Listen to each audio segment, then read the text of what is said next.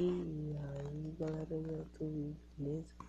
Queria falar para vocês mais um vídeo pro canal. Eu tô falando aqui baixinho, né? Porque já é 3 da manhã, todo mundo tá dormindo. Vou ensinar vocês a fazer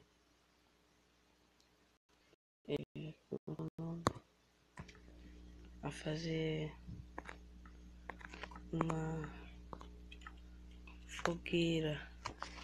uma fogueira aí, né? É muito fácil. Você vai colocar uma tocha, vai pegar os barcos aqui,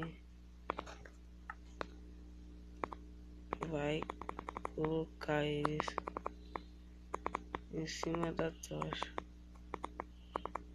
assim.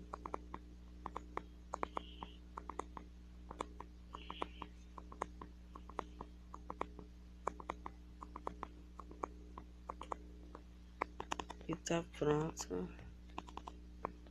a sua fogueira. E é isso, pessoal. O vídeo de hoje vai ser rapidinho, né?